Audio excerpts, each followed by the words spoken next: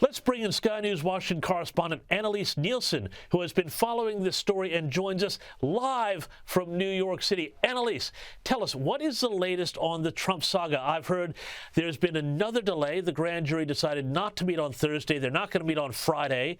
Is the whole case against him here falling apart?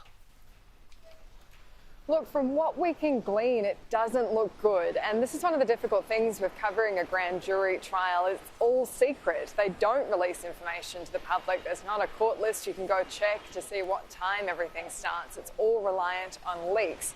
So one of the interesting developments today was the fact that the reporting was that we have this hearing today focusing not on Trump's case. That means that it's unlikely that this is a special grand jury that's been convened to consider the one issue. What it more likely suggests is that this is just like any other grand jury that over the course of a few weeks, a month, considers multiple cases. And so that blows out many of the assumptions we've been making on this timeline.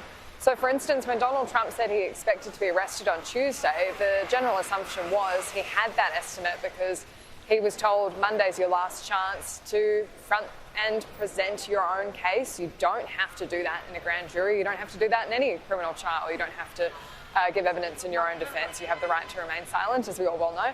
But one of the issues there is that he seemed to assume, well, that was the end of it. What's caused this delay? That's the big question. Has it been because something's fallen through, because some evidence has gone against what the district attorney has suggested? And it's just making it less and less likely by the day as we go on that they are going to have a successful outcome.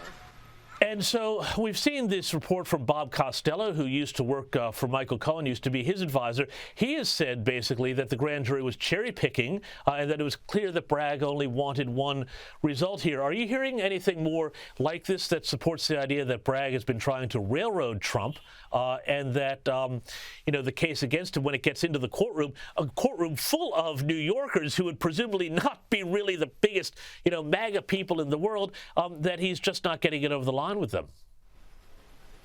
Yeah, I mean, as you said before, the old saying goes that a grand jury would indict a ham sandwich, and that's how they're set up. They only really hear the evidence from the prosecutor because the hurdle they have to pass is all this evidence at its highest level, could it result in a guilty charge? That's what you have to decide to proceed. So there's no real focus on the defence. There's no real consideration of either side. So it's not that hard in any argument if you only present one side to convince people.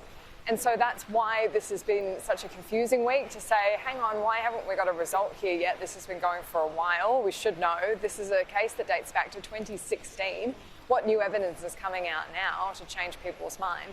And don't forget the big picture here. I mean, we're talking about a misdemeanor.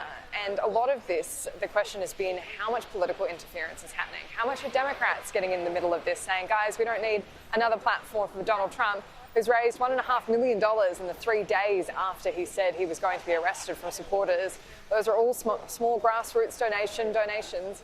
So this is a cause for concern when he's running for president again. They're almost giving him the platform that they want to take away from him.